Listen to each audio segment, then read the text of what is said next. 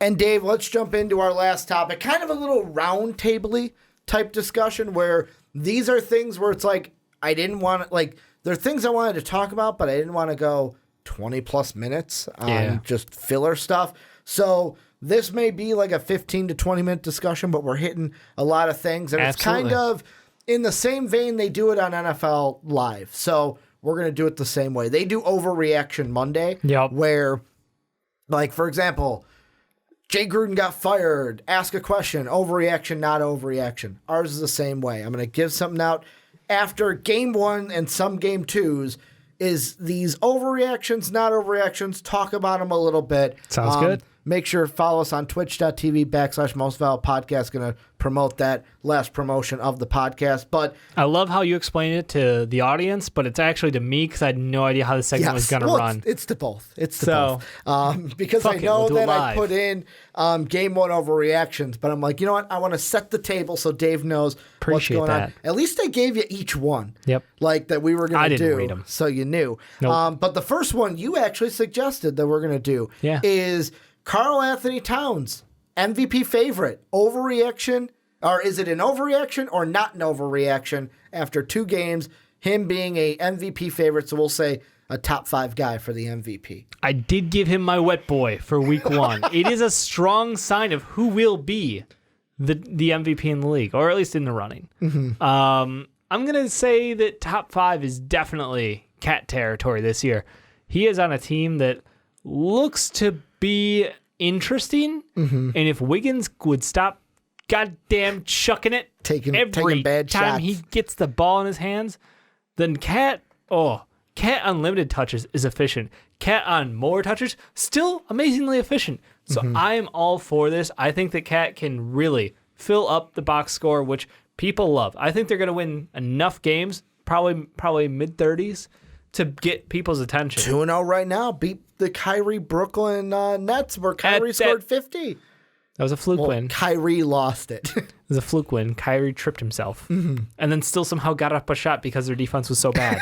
How do you not put the clamps on the guy who fell down with the ball? Jeff T? Question mark? Oh, my God. So, with that being said, top 5, that is not an overreaction.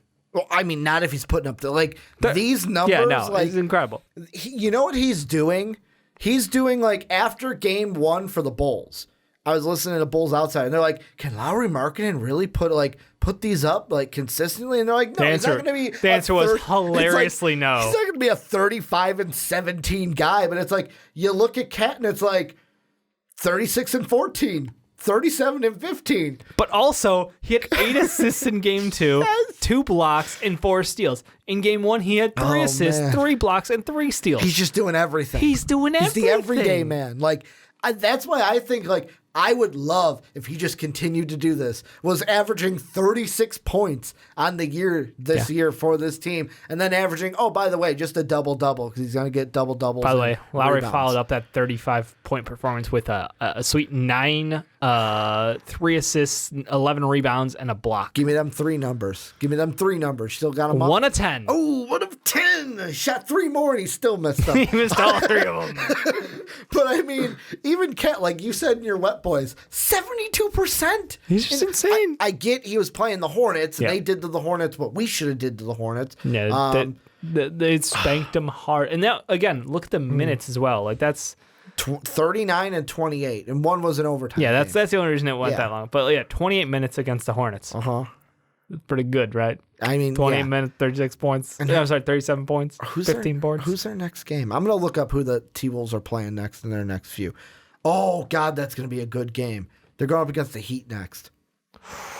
Bam. Ooh, their next 4 games are interesting. Miami at home. Yeah, so you got Bam, Kelly O. Okay. Philly at home. Oh, that's the match. We're going to watch that live on Discord. And Embiid and Cat. That's Wednesday night. Then you got at Washington, which Washington hasn't looked terrible. Like Thomas Bryant's playing up. Rui looks good. He got that spin move still. And then the big matchup on November 4th, home against the Bucks. I would argue. Giannis versus I would Cat. argue the big one is still the 76ers but think about because of the rivalry. But in those 2 games, if Cat puts up these numbers Oh, against he's Joe legit and then. Giannis, like He's legit. let's put it up there. But the next 4 are going to be No, huge. that's what I'm saying. This is for not Cat. an overreaction. I think Cat can Okay. do it. This stat line is insane, and his efficiency puts it on a different level. Like James Harden scored a lot of points last year, but he didn't do it efficiently. I'll double down with you. I'm going to say not a reaction only because after 2 games, especially if the T-Wolves can sneak out wins like they did against the Brooklyn Nets, maybe they're fighting for a playoff spot this year because of Cat and his numbers, going that MVP far. numbers that he's putting up. The next one, we're going to switch over to the Eastern Conference. Darius Garland did not have a good game for the first game, and with the Cleveland Cavaliers only had 8 points. Really, it looked like, to me, it was like, okay, what we were thinking with him and Colin Sexton. Colin Sexton was going to suck everything up on offense. 33% from the field. He hit 50% from beyond the arc. 5 assists, 8 points. The statement we'll use is Darius Garland will struggle this year in Cleveland. Overreaction, not an overreaction. I think it's an overreaction. I think this team, he got the minutes, which is the most telling thing about this. You don't get 32 minutes a night if you're disappointing at that rate. Yeah. He looked okay at times. I think he's got a lot to learn about how this offense is going to flow. But at the same time, the shot looks good. The motion looks good. It's just how this offense will flow, because it is very confusing, because you have someone who is such a good big man in Kevin Love, and you want to feed him because he was feasting for a while that game.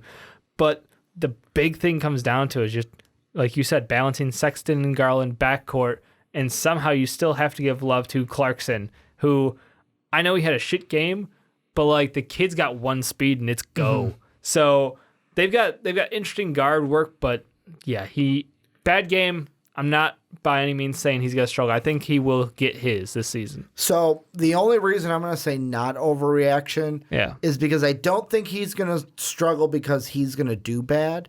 He's going to struggle because Cleveland's going to be a clusterfuck this year. Because just in game 1, I'm looking, Colin Sexton had 15 shots. Jordan Clarkson and Larry Nance both had 12 and 11. TT also had 11 shots. It's like did it efficiently though. The thing that TT did his job. He was 16 and 11. I'm not even bringing up how many they made. I'm just saying like how many shots they took. If that's already what I'm seeing game 1, I know that Garland still had 9 shots, but like for me, I'm still thinking like, are there going to be enough shots to go around on this team to where is he going to be in that 15 category like Colin Sexton is?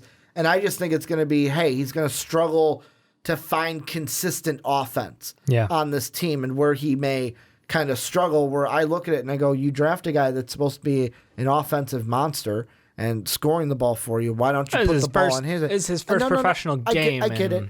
Yet again, overreaction, not a reaction after game 1. I'm going to say not a reaction only because Cleveland's going to be bad, and then we're going to talk about what they need to do to kind of fix their team. We knew they'd be bad. This wasn't a team with any aspirations. I know. Not saying they should be good, Dave, but that's why I think he's going to struggle. The next one, from one struggle bus to the other struggle bus, reaction, overreaction, not a overreaction. I almost want to say not a reaction. Overreaction, not an overreaction. The Lakers will struggle this year. Define struggle for the Lakers, because what's the expectation for this team then? Because you can't struggle if you don't have an expectation. Well, the expectation that most of us had Championship, was finals. Well, top team in the West, and also like top team. We'll say top 3 in the West, and make noise in the playoffs. I'm saying struggle like they're outside the top 5. They still make the playoffs, but they're outside the top 5 in the West. Nah, I got no reaction. No overreaction. Definitely not an overreaction. Like this team, or I'm sorry, do you say they will struggle? They will struggle. So I'll say that is an overreaction. 100% overreaction. This is a team with 2 of the top 5 players in the NBA. I don't care what kind of talent you put around them. They will this team to be good. And I really think that, again, it's who did you play out the gate? The Clippers. They got spanked by the team they should have got spanked by.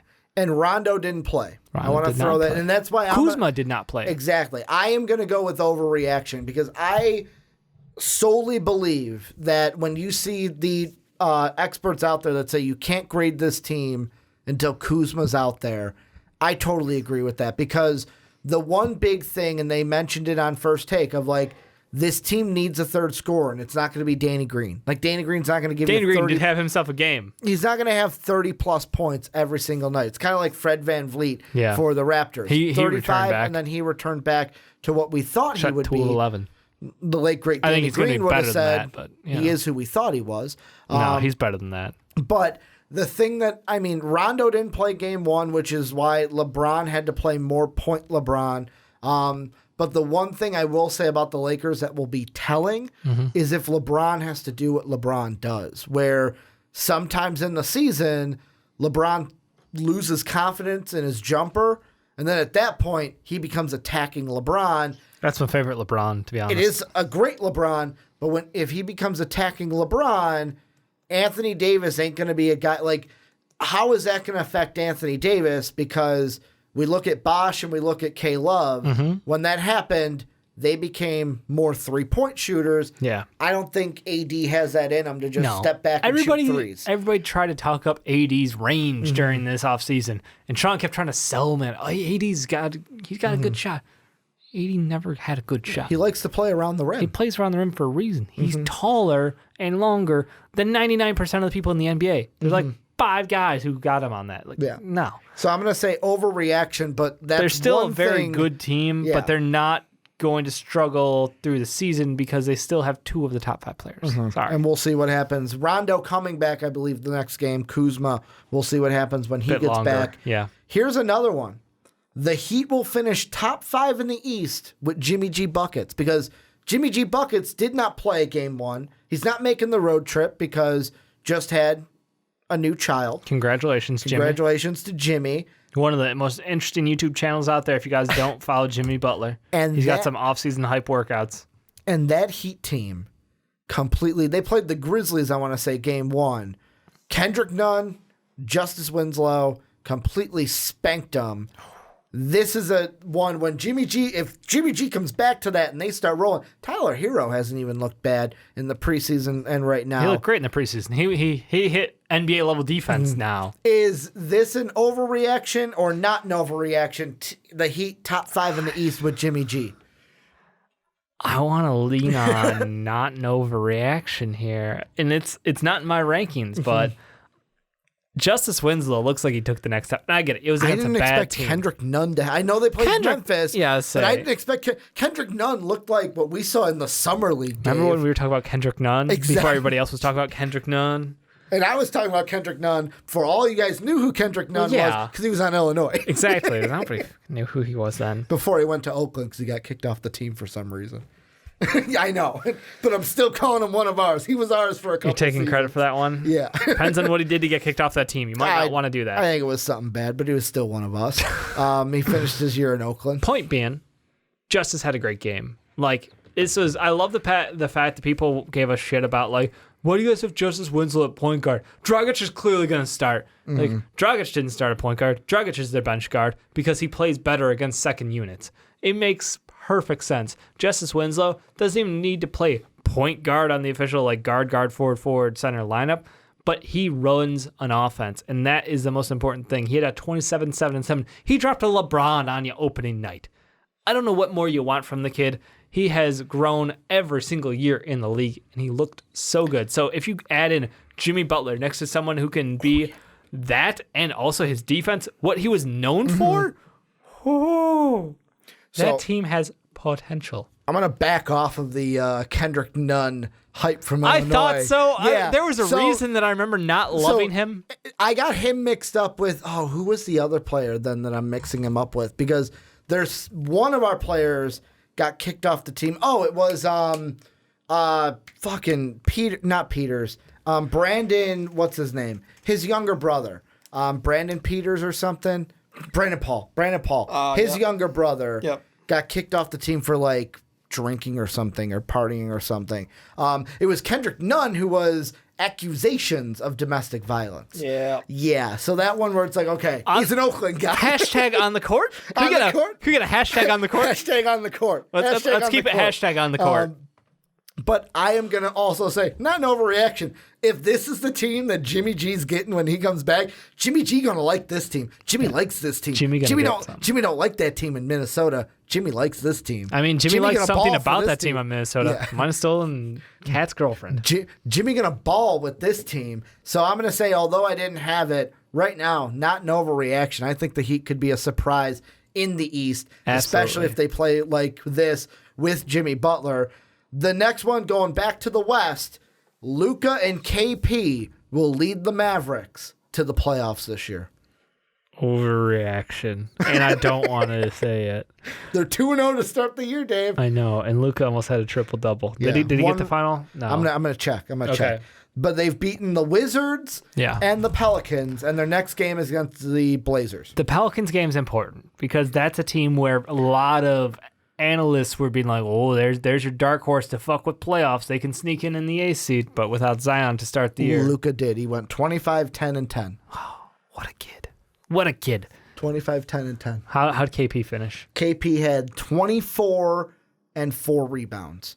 He went 8 of 17 from the field, 3 of 5, 5 blocks. In 29 minutes. A couple blocks. He also fouled out of the game, right? 5? 6. Okay. The NBA is 6. We're not in college. I keep thinking, because I'm a college basketball guy, that 5 is it. He almost fouled out. He had 5 fouls. That's fine. You use all the fouls you get. They're a very good team, but they have not faced the level of competition that is a playoff level team yet. So they will next game. Yep. But we don't get to see that. So I'm going to say overreaction. This is not a playoff team. They're a very fun team. I love the dynamic that's going to build between Luka and KP, but not a playoff team yet. Yeah, I'm going to say overreaction as well because some of the teams right now that you have 0-1, the Rockets, who we expect to be a playoff team, Blazers, Lakers, Warriors, like these are teams that didn't get it together game 1, but I expect to get it together as the year goes on. So I'm going to say overreaction as well, although I wouldn't be surprised if they're in the discussion middle of the year for like an 8 seed, like we're talking with them and 3 other teams in the West. Did you almost say Phoenix there? Because I would have hit you. No, I said 3 other teams. You want... Yeah. And I thought a Phoenix was coming out of here. I was like, no. Phoenix makes the playoff. Overreaction, not an overreaction. It's 89-90 with 43 seconds left.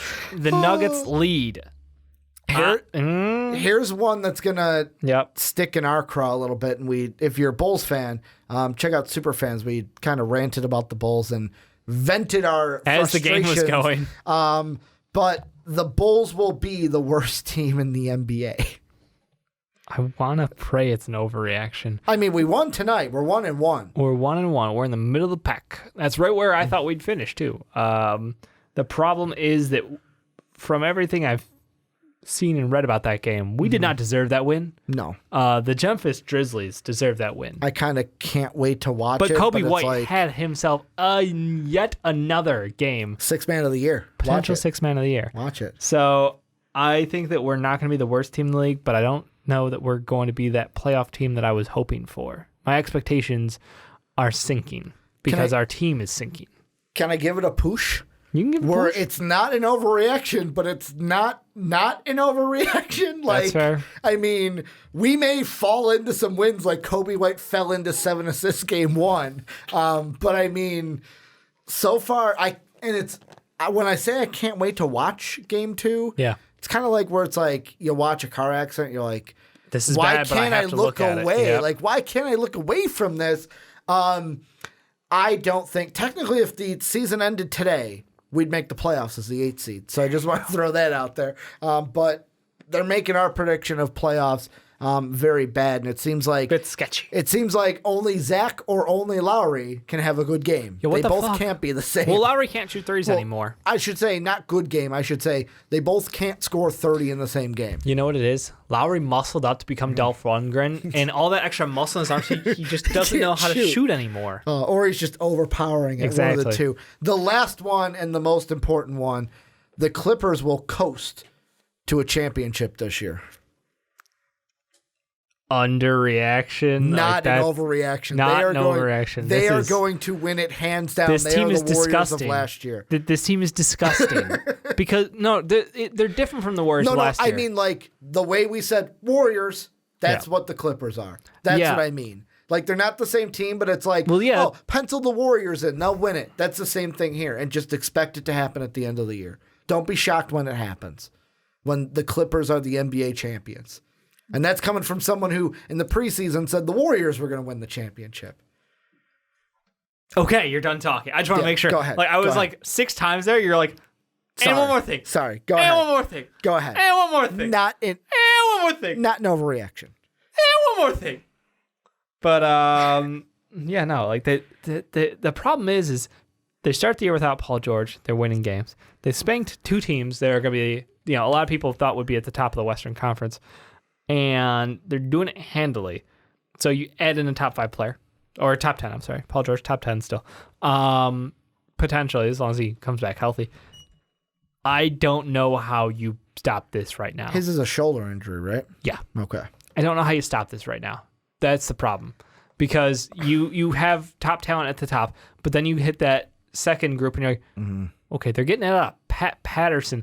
They're getting out of Mo Harkless. They're getting it out of everybody on this team. They're getting out of the depth guys. You still got Lou Will, who's draining shots. You got Montrezl Harrell unit in Lou Will. You got Montrezl Harrell doing the same. Like, they're just nailing it all across the board. This is the deepest team. They're disgusting. They're terrifying. I fear for teams that have to play them.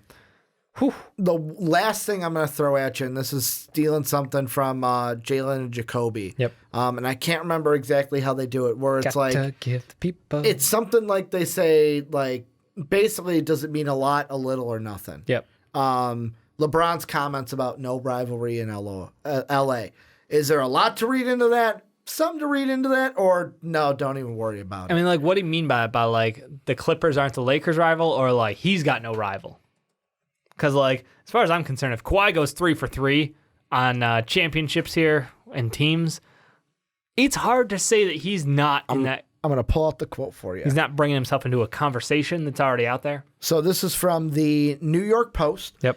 Don't tell LeBron James that the Lakers and Clippers is the next big NBA rivalry. It's the first game, James told reporters after his Lakers lost 112-102 to Kawhi's Clippers in Game 1 of their respective NBA seasons at Tuesday night at the Staples Center. The NBA is back, and that's where everyone is trying to have their narratives of a rivalry game and a huge test. Both teams are not where they want to be. We have a lot of room to improve. We're a new group that's coming together and a new coaching staff. We have a new system. It's not a rivalry. We're trying to get better every single day. We can be as great as we can be. I think it's sounds like loser talk. Full of bullshit. This is a rivalry. This is it. When Kawhi came to town, it's a rivalry. He knows it too. He knows he just he's doesn't got want to feed muscle into us. Well, yeah, because if he admits something, then it gets bad. But if he's like, look, it's just another game. Like, don't try anything different. But I guarantee you, in that locker room, they heard about it. Yeah. I think this is like as high as the meter can go of this being something. It's like, there. This is everything, something or nothing. Yep. This is everything. This is everything to me. This is a rivalry. If Kawhi comes in, wins a title with the Clippers, and then basically mercenaries it again, like I think it stays in the Clippers for the second year. Remember? Okay, even if he wins it twice in a row with the Clippers. That's what I'm saying. Like the fuck. LeBron might be like, that legacy going might from even 2 to 3. Yeah. Like, that may hurt the legacy talk that we keep having with 100% LeBron. hurts the legacy talk. I said earlier, I was like, yes. I mean, everyone trying to say that he's just as good as Michael. I'll be honest. What's the record? Michael. What's the record in the finals? I don't think, not even that. What's the record in the finals? If you ask Michael this question, first off, Michael wouldn't have lost that game. Michael would have put the team on his back, too. Also, who plays close to what Michael does? Who's the king of the mid-range right now in the NBA? True, good point. Might be Kawhi Leonard. Also, who plays incredible on-ball defense? It's Kawhi Leonard. It is also be telling how LeBron comes out in Game 2 against the Clippers, because I'm telling you, if Michael did lose this game, Michael scored like 50 to 100 the next, not 100, but 50 plus points in the next game.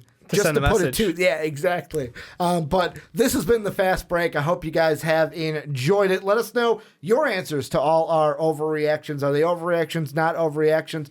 Let us know in that comment section down below. Make sure to check out patreon.com/mostvaluable podcast. That's where you can help support us. $1 tier is that Discord tier. I'm going to just promote that one tier. It's the one of the best tiers. You get to be in the Discord channel. We're going to do a lot of watch-alongs with various things with the Discord channel this year, so you can do that with us as low as $1 per month. And also follow us and sub to us on twitch.tv/mostvaluable podcast. But Sean's not here. He'll be here next week. Want to thank Dave for doing the podcast with me. I hope you guys enjoyed it, for listening and watching. And as always, have a good day, everybody.